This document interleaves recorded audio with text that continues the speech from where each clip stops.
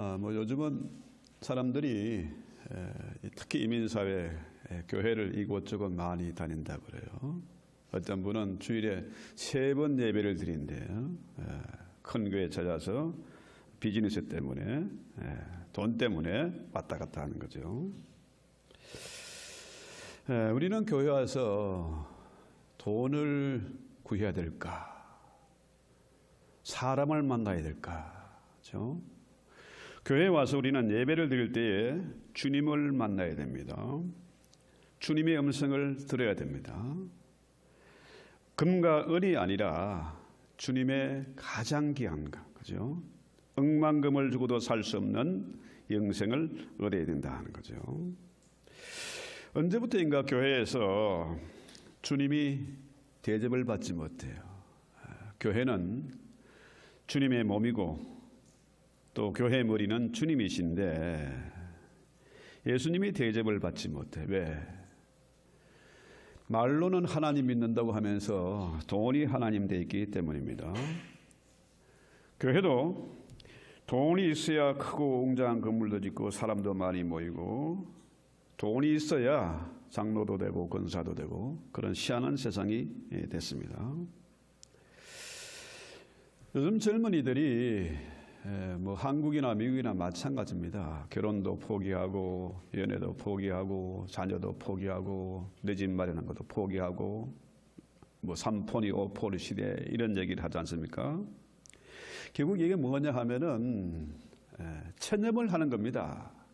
희망이 없으니까 결혼해서 집장만 하고 애를 키울 자신이 없으니까 포기하는 거죠.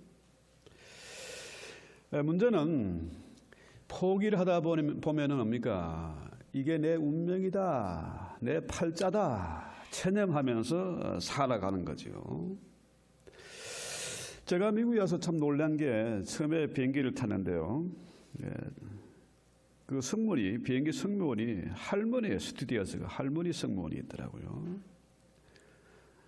노인들이 일을 할 수 있는 게 있다는 거죠.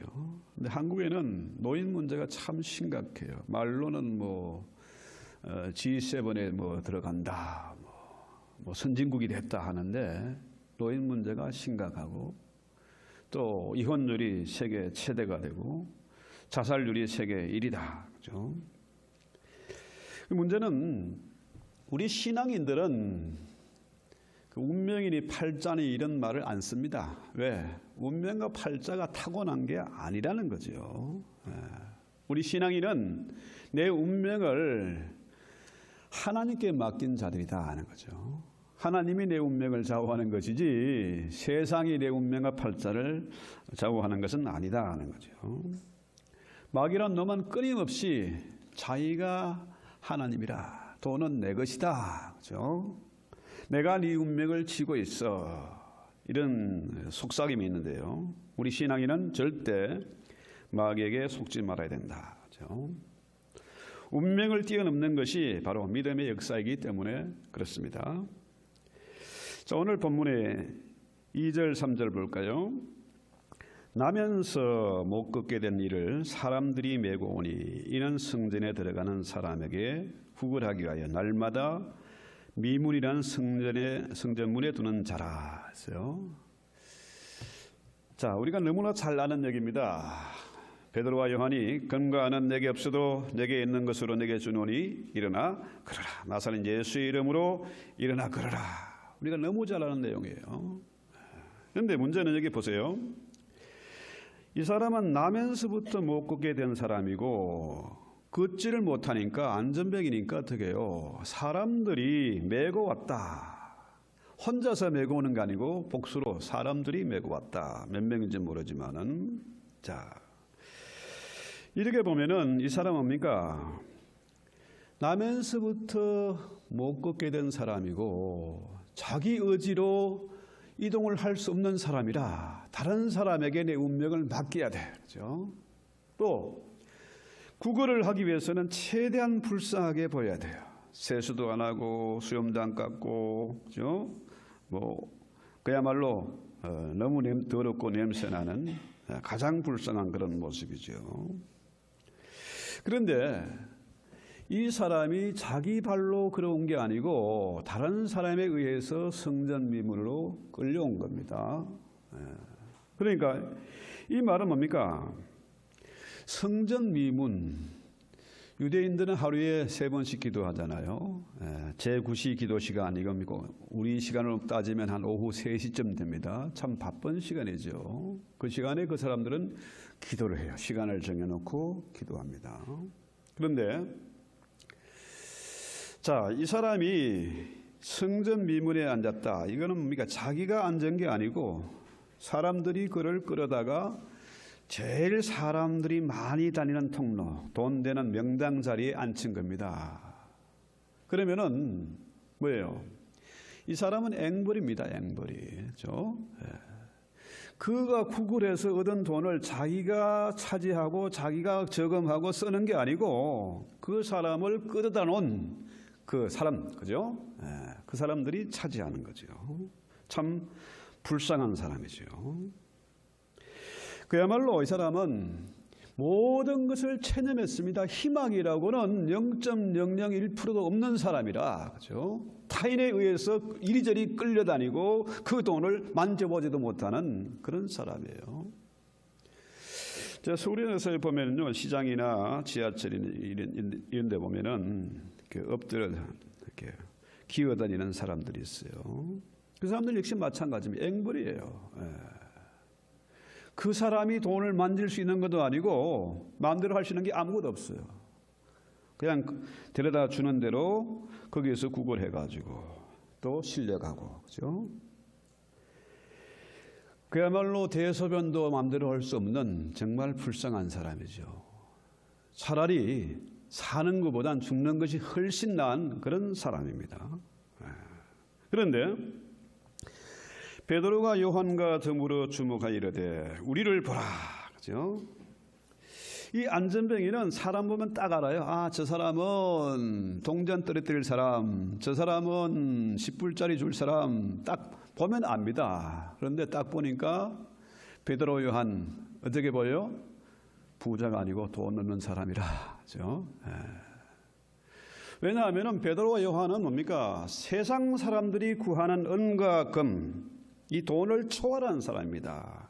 그것을 포기하고 주님을 따라온 사람이고, 그죠? 가진 것이 없는 사람이에요. 그죠? 그야말로 세상 사람들이 가장 좋아하는 금과 은을 배설물처럼 여긴 사람들입니다. 그러니까 돈이 있을 리가 없지. 그러니까 에이, 이 사람은 틀렸어 하고 누가 없나 보는 거죠. 그런데 베드로가 뭐라 그래요? 야, 딴 데 보지 말고 날 봐라. 그죠? 나를 봐라. 우리를 봐라. 그죠?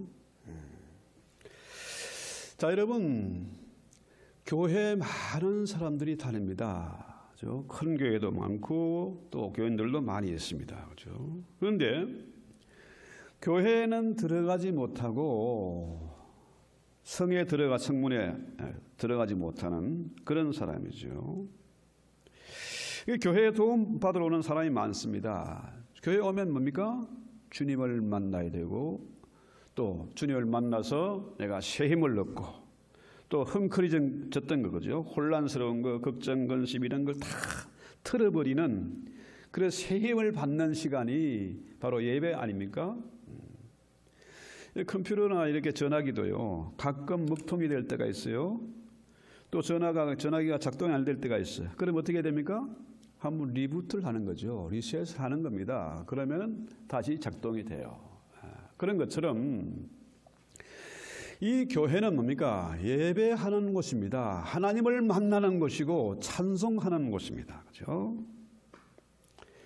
그런데 자, 그 당시 베드로가 돈이 없었던 것처럼 저 역시 돈이 없어요. 목회자들 돈이 없습니다. 그렇죠? 그런데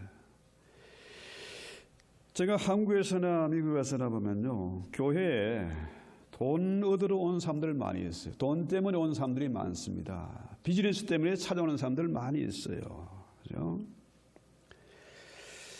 제가 서울에 있을 때도요, 목사에게 돈을 좀 빌려달래요. 제가 무슨 돈이 있습니까? 대신 헌금 뭐 안 해도 좋으니까 신앙생활을 하십시오. 제가 늘 기도하겠습니다. 이랬더니 이 사람이 태도가 확 바뀌어가지고요. 그때부터 그냥 뭐 교회를 휘젓고 뭐 풍파를 일으키고 난리가 났었습니다. 자, 분명한 것은 은과금은 내게 없다 했을 때 뭐라 그래요? 이 안전뱅이는 실망했을 것입니다. 그런데 이 사람은 은과금을 받았지만은, 그죠? 베드로는 뭡니까? 베드로와 요한은 금과 은은 내게 없지만은 나사렛 예수의 이름으로 일어나 걸어라. 그죠? 베드로에게 은과 금은 없는데 그거보다 더 엄청난 부하가 있었는데 뭡니까? 그게 바로 나사렛 예수다 하는 거죠. 자, 이 나사렛 예수, 그죠? 예수가 바로 우리의 해답이다. 인생의 해답이다 하는 거죠. 모든 것을 다 포기하고 절망하고 그저 운명이니 팔자니 하면서 다람쥐 쳇바퀴 돌듯이 일을 해야 되고 또 뭡니까? 아침이 되면 또 바쁘게 나가야 되고, 그죠? 월요일 날 또 돌아왔구나. 또 일하러 나가야 되고. 그야말로 소망이 없는 그런 사람들에게 주님이 해답이다. 나선 예수가 바로 해답이다. 그죠? 예수가 바로 길과 진리와 생명이라는 거죠. 그러면서 7절에 보면은 오른손으로 잡아 일으키니 곧 발과 발목이 힘을 얻고 뛰어서서 걸으며 그들과 함께 성전으로 들어가면서 걷기도 하고 뛰기도 하며 하나님을 찬송했다. 자, 베드로와 요한이 오른손을 내밀어서 잡아 일으키니까 곧 바로 힘을 얻었어요. 손도 힘을 얻고 발목도 힘을 얻었어요. 그러면서 걷기도 하고 뛰기도 하면 이 말은 뭐냐 하면은 사슴처럼 뛰었다는 거죠. 사슴처럼. 제가 여기 그 펜스를 치는 데가 있습니다. 그 비가 많이 오면은 그 물을 가두는 그 웅덩이에요. 그 펜스가 한 6피트가 넘어요. 6피트 되는 그런 펜스인데요. 제가 지나가던 사슴이요. 울타리에 쳐 있으니까 들어왔다가 나가지 못하고 제가 문 쪽에 있으니까 게이트에 있으니까 나가지 못하고 이리 왔다 저리 또 왔다 가더니요. 그 자리에서 서전 점프를 바로 해요. 뛰어와 탄력으로 하는 게 아니고 그 자리에서 딱 뛰어가지고 그 펜스를 넘어버려요. 제가 깜짝 놀랐어요. 그만큼 사슴의 발은 힘이 있다는 거죠. 자, 이 안전뱅이가 사슴처럼 걷기도 하고 뛰기도 했다. 더 중요한 기적은 뭡니까? 인생을 소망 없이 한탄하며 운명으로 받아들이고 살아가던 그가 성전에 들어가지도 못하고 남에게 이끌려서 미문에 앉은 그 안전뱅이가 하나님을 찬미하고 성전으로 뛰어갔다. 그렇죠? 이거 엄청난 기적이에요. 왜? 베드로와 야고보의 손이 그냥 손이 아니고 그 안에 예수가 살아서 이전에 베드로는 죽고 그의 예수님의 부활 관계 다시 산 베드로의 손이 뭡니까? 주님의 손과 발이 된 거죠. 여러분, 교회의 머리는 주님이십니다. 그렇죠? 교회는 그의 지체라. 주님의 손과 발이 되고 주님의 입이 돼야 돼요. 그죠? 베드로와 요한이 안전뱅이의 손을 잡은 게 아니고 주님이 베드로의 손을 통해서 요한의 손을 통해서 그를 잡아 일으키니까 발목에 힘을 얻고 그가 걷기도 하고 뛰기도 하면서 하나님을 찬송했다. 그죠? 그래서요, 베드로와 요한은 금과 은은 없지만은 나사렛 예수의 이름으로 일어나 걸어라 담대하게 명령을 했어요. 그런데 지금 이 시대 우리는 그런 꼴을 못 봐요. 그런 기적이 없어. 왜 그럴까요? 왜 우리가 베드로와 요한은 되는데 우리는 왜 안 될까? 제가 이 주보에 누굽니까? 스텔리 얘기를 잠깐 써놨는데요. 이분이 참 엄청난 분이죠. 뭐 세계 가장 위대한 선교사다. 또 뭐 여러 노벨 평화상 후보에도 올랐던 그런 대단한 사람인데 그가 87세에 뇌종양으로 이제 병원에 실려갔는데요. 만나는 의사들, 간호사들마다 자기에게 나사렛 예수의 이름으로 스텔리 너 일어나라. 그걸 외치라 그랬대요. 이 노인네가 이 치매가 걸렸나. 우리가 베드로와 요한도 아닌데 무슨 얘기냐 했는데요. 하도 간곡하게 부탁하니까 만날 때마다 스텔리 일어나라. 예수의 이름으로 일어나라 하니까 진짜로 일어났어요. 5개월 후에 일어나가지고 또 선교지에 돌아갔다. 뭐 이런 얘기인데요. 문제는 왜 이 시대 우리는 그 일을 하지 못하나? 왜 사람들이 근본적인 진리, 해답을 찾지 못하고 왜 안전뱅이처럼 개미 쳇바퀴 도달하는 인생을 살면서 구차하게 은과 금을 구걸하고 있느냐, 거지 같은 인생을 살고 있느냐죠. 심지어 교회 안에 있는 성도들조차도 주님을 구하는 것이 아니고 나사렛 예수의 이름으로 기도하는 게 아니고 말로는 뭡니까? 예수님으로 기도합니다 하고 아멘 하는데 말로는 뭡니까? 그렇게 하지만 실제로는 금과 은을 구하고 있다는 거죠. 자, 그 안 되는 원인, 그 해답이 뭐냐, 그죠? 바로 고린도전서 12장 27절입니다. 자, 너희는 고린도전서 12장 27절 너희는 그리스도의 몸이요 지체의 각 부분이다. 우리 몸이 성전이라는 얘기 뭡니까? 우리 안에 예수님이 살아계시고 우리는 그의 지체다. 손이 예수님의 손이고 예수님의 발이고 예수님의 입이고, 그죠? 자, 이게 안 되기 때문에 문제가 생기는 거죠. 자, 참 이민사회에서 생활하는 것도 이 광야 같은 세상에 생활하는 것도 힘들지만은 이민사회 목회가 참 어렵습니다. 교인 하나 얻기 위해서 뭐 지식도 시켜주고 운전기사 노릇도 해주고 통역도 해주고 뭐 별짓 다 합니다. 그런데 어떻게 해요? 결국은 도움 받으면 그것이 부담이 되고 짐이 돼서 교회를 떠나요. 이게 하나의 빚이 되는 거예요. 빚. 그죠? 자, 문제는 사람들이 교회에 살아계신 예수의 말씀을 듣고 생수를 공급받아서 새 힘을 얻는 것이 아니라 뭘 바라고 있습니까? 뭘 구하고 있습니까? 금과 은을 구하고 있어요. 그런 것들은 다 뭡니까? 썩어질 것이잖아요. 그렇죠? 교회는 그리스도의 몸이기 때문에 교회를 통해서 예수의 생명이 전달되고 성령의 영감이 주어지고 하나님의 그 이상과 이 비전이 나타나야 되는데 교회가 뭡니까? 세상 풍조를 따라가고, 그렇죠? 교회가 돈이 하나님 돼서 돈이 지배하는 교회가 되어지고, 그러니까 뭡니까? 교회가 점점 썩어져 가는 거예요. 힘이 없습니다. 그렇죠?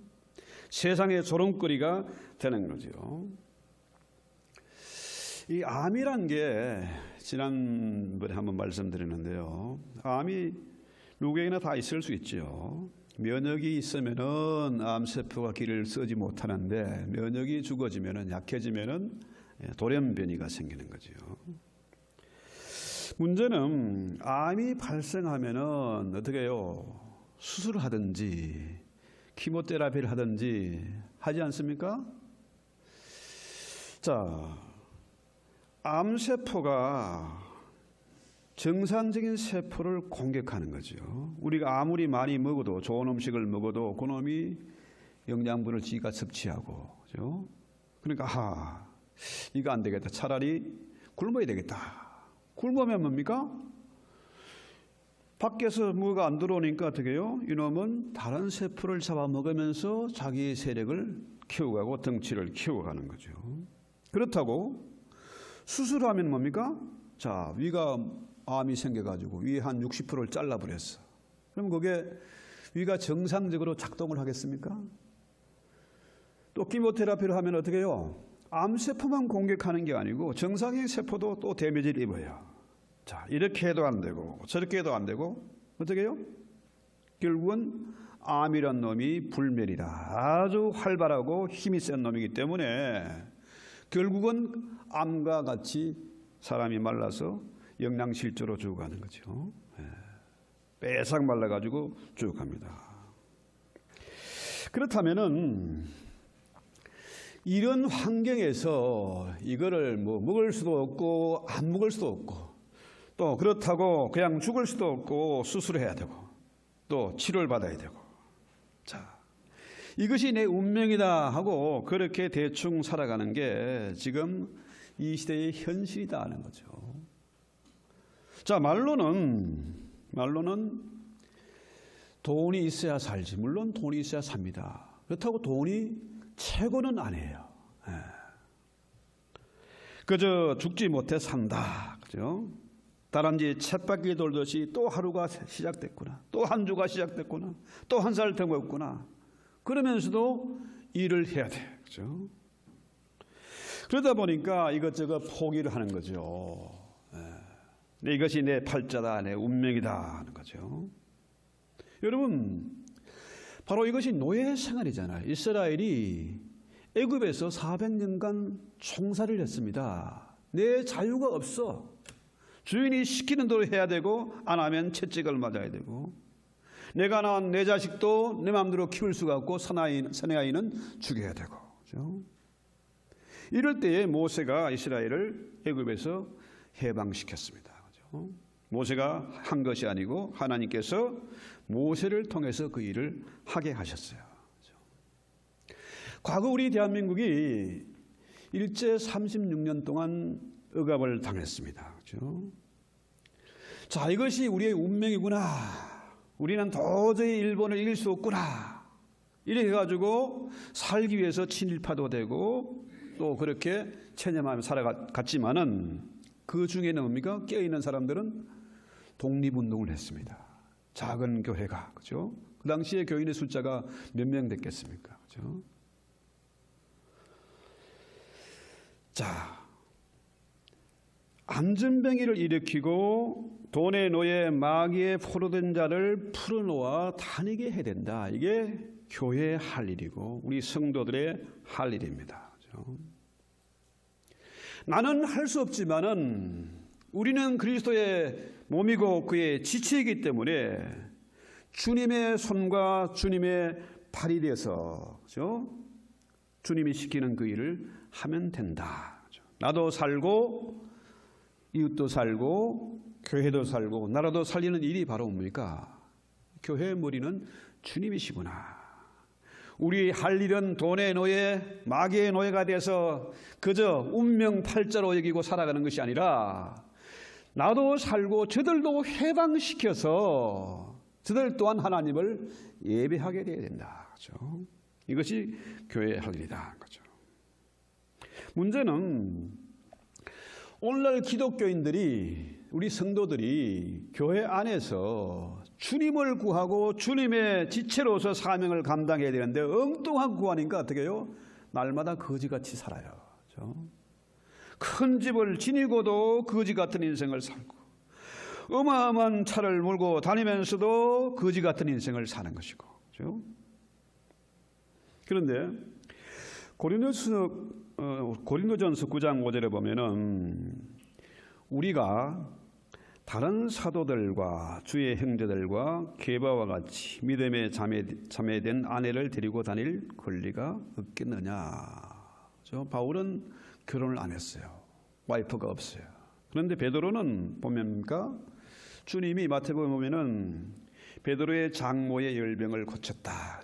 그러니까 베드로는 집안의 가장이라 어머니도 계시고 와이프도 있고 자녀도 있다고 봐야 되겠죠. 그러면은요, 자, 베드로가 혼자 다니는 게 아니고 그의 아내와 자녀들 데리고 다녔을 수도 있어요. 그죠? 바울이 이것을 분명히 얘기해 놨으니까 우리도 다른 사도들 베드로와 요한처럼 그의 형제들과 믿음의 자매된 아내를 데리고 다닐 권리가 없겠느냐. 그렇죠? 지금 보면요, 우리 주변에도 목회를 하다가 와이프가 협조 안 하고 반대해가지고 맨날 싸움이 일어나가지고 목회 포기한 분들 많이 있어요. 베드로의 아내는 그렇게 하지 않았던 것 같아요.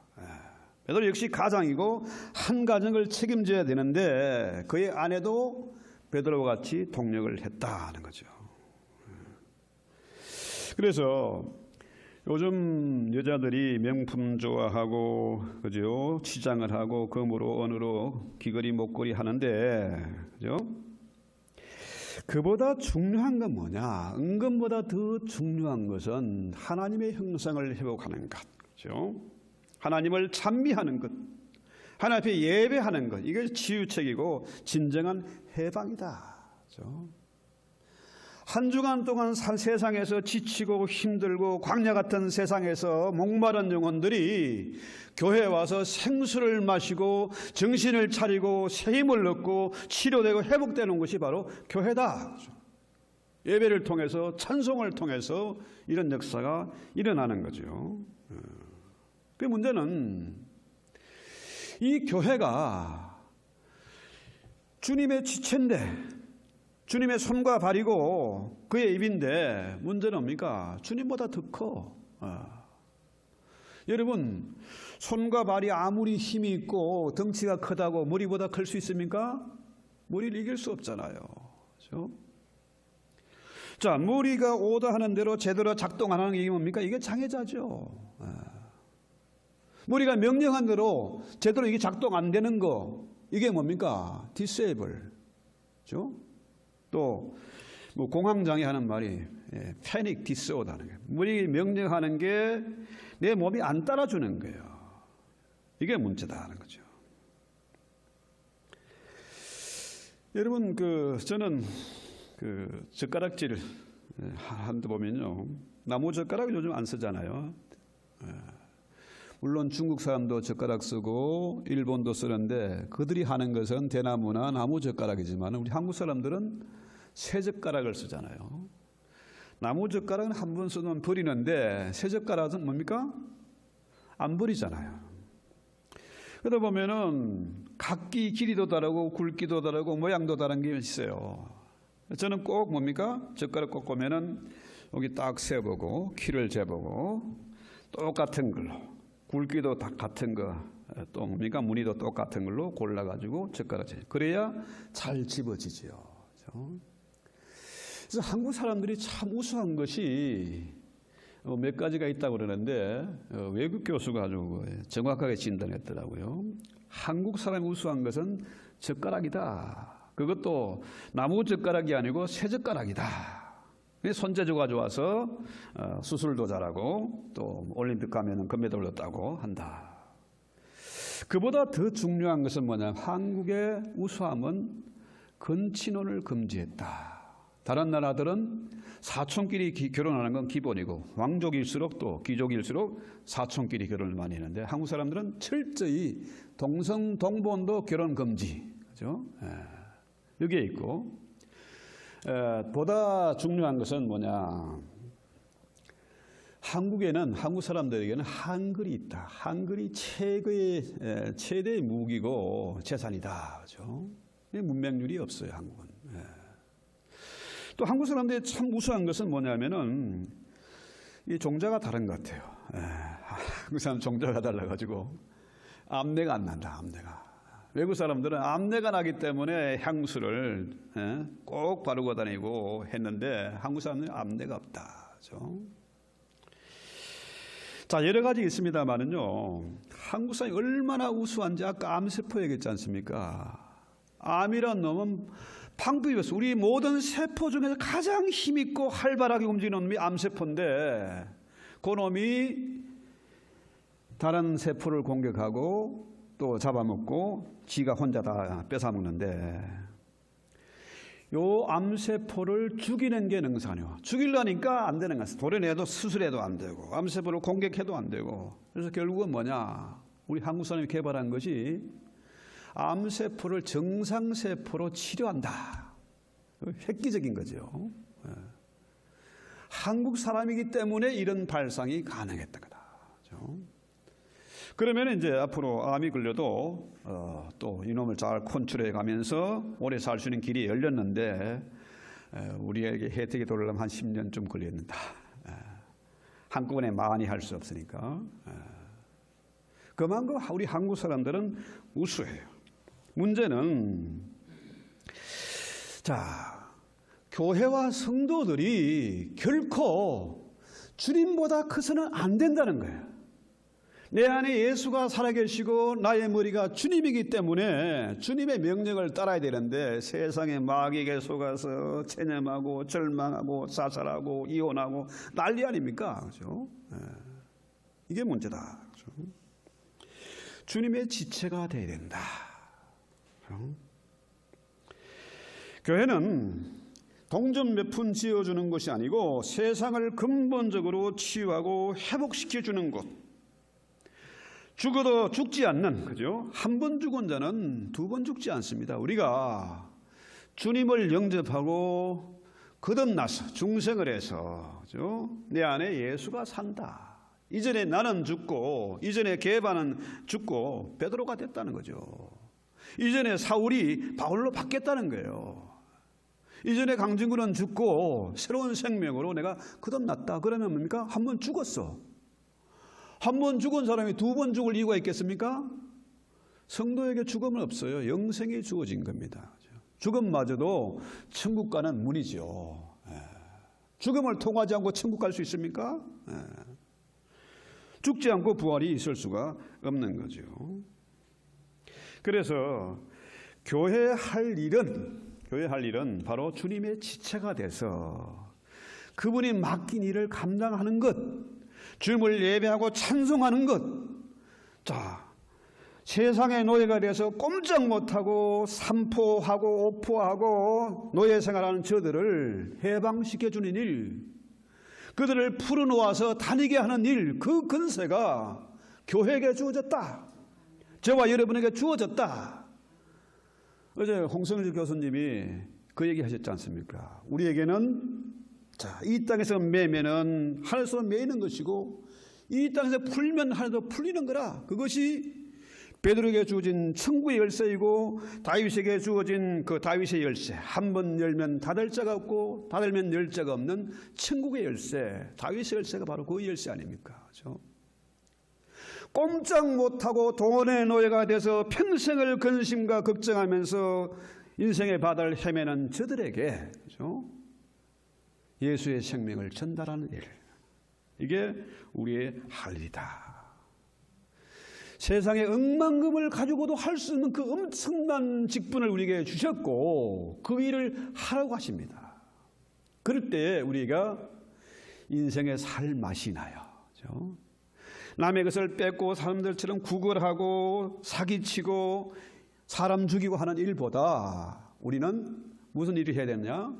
살리는 일을 해야 된다. 성령의 사람은 살리는 일을 해야 된다. 남의 것을 뺏는 것이 아니라 나누어 주는 일을 해야 된다. 그렇죠? 이게 어마어마한 일이잖아요. 여기에 우리가 인생의 의미, 내가 살아있는 가치, 그걸 우리가 존재감을 회복할 수 있지 않겠습니까? 사람들이 저를 보고 그래요. 불쌍하다고. 이민사회에서 개척교회는 불쌍하다고.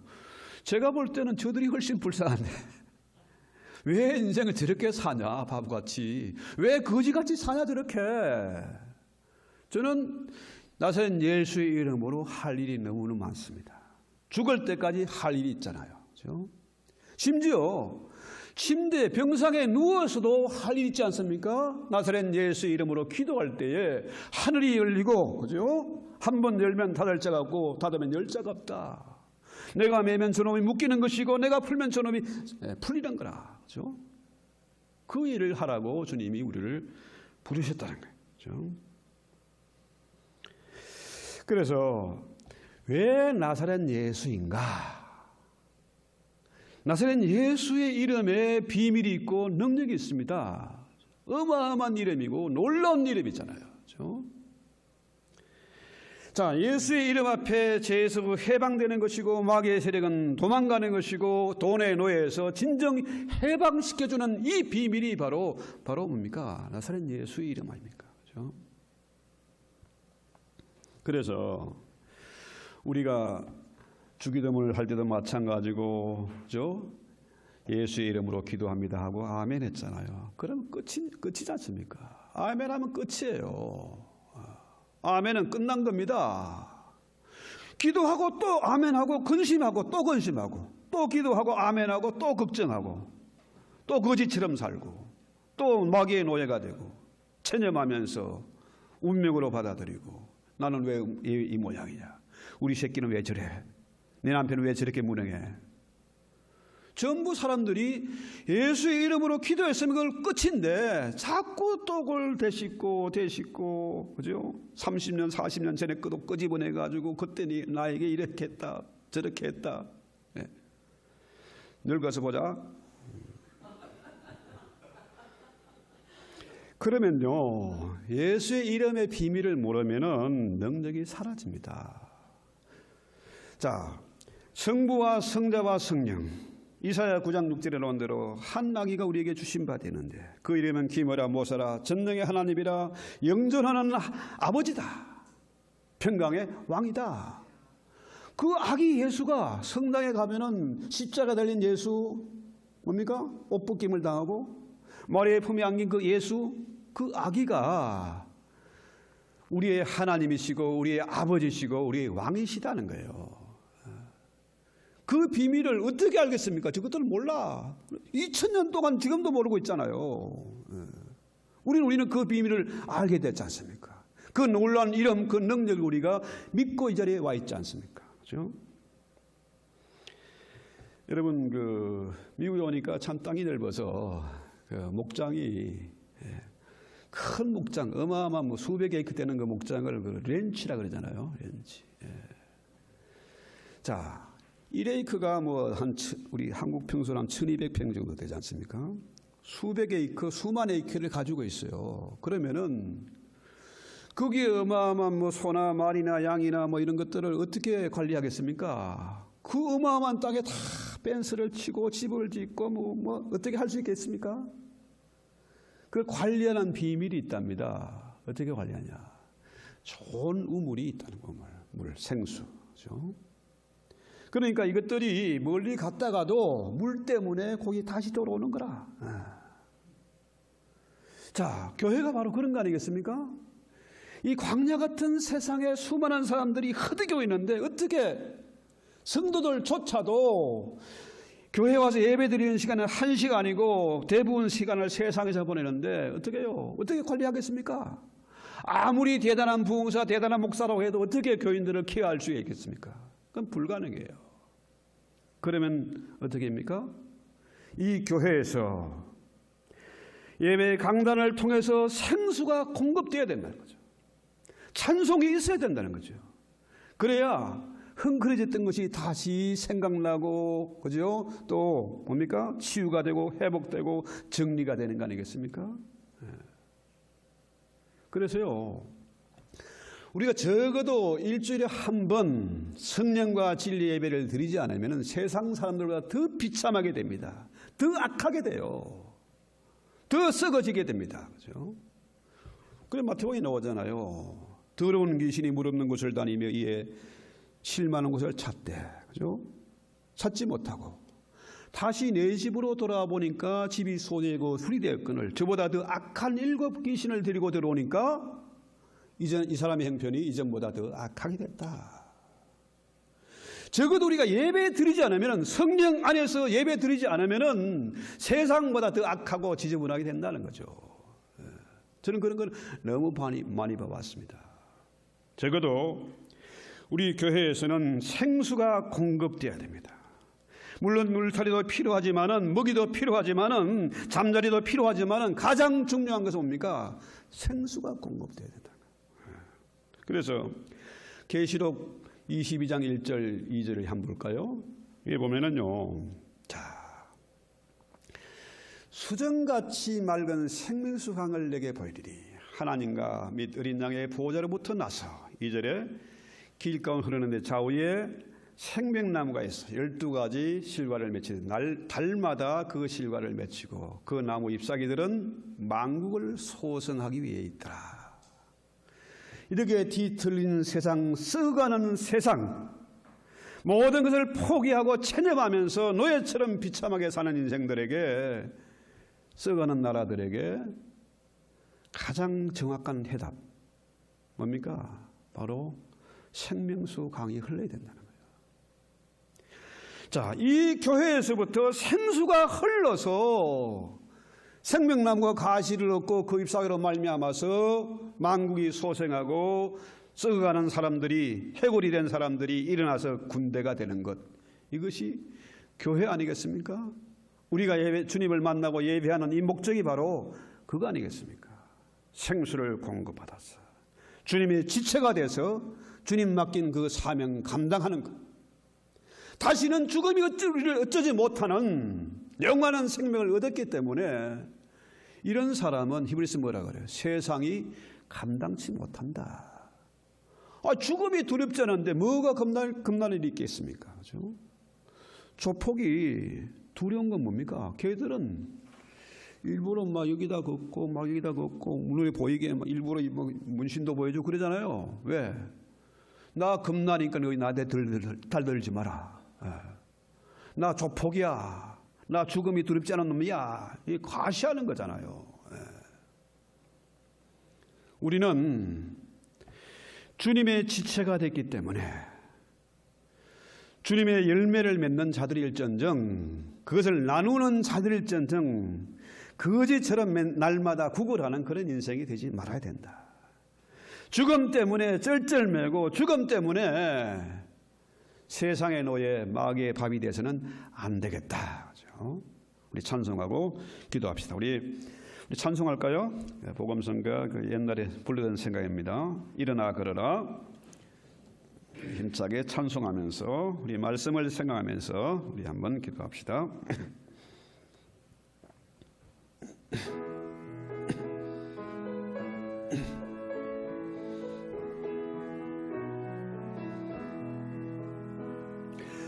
나의 등 뒤에서 나를 도우시는 주,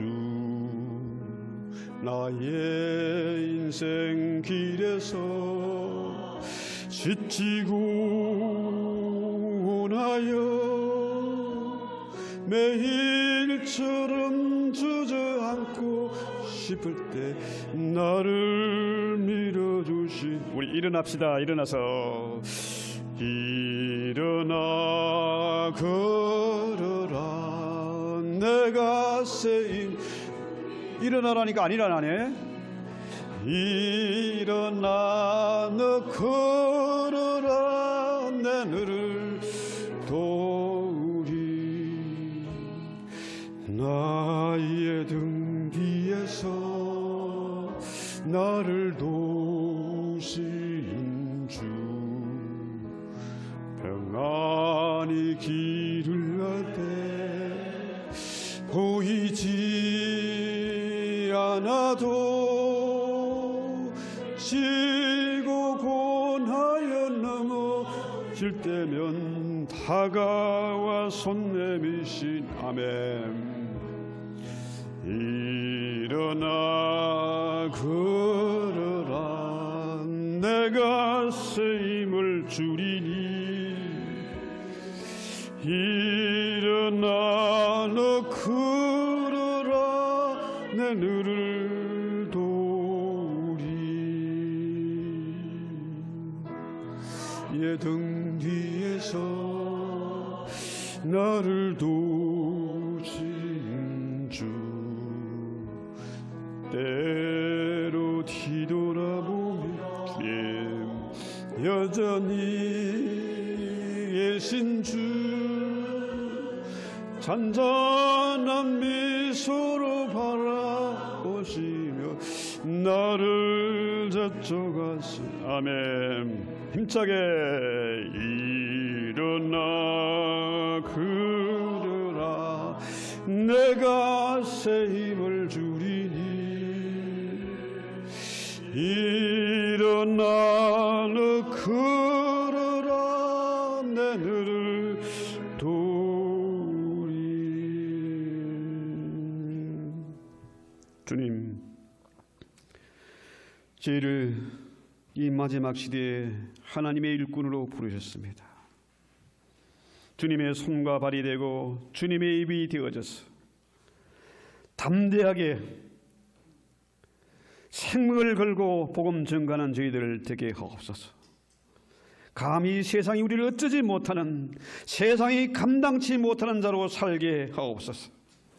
나도 살고 우리 가정도 살고 우리 교회도 살고 이 나라도 살릴 수 있는 그런 주님의 맡긴 사명 감당하게 하옵소서. 주님, 저에게 헝클어진 모든 것들이 깨끗이 정리가 되게 하시고 빛이 임함으로 어둠의 세력이 물러가며 참으로 향기롭고 조화롭고 아름다운 교회가 되게 하시고 아름다운 성도들이 다 되게 하옵소서. 우리를 통해서 만물이 소생되어지며 참으로 생수를 날마다 공급하는 그런 교회가 되게 하옵소서. 예수님의 이름으로 기도했습니다.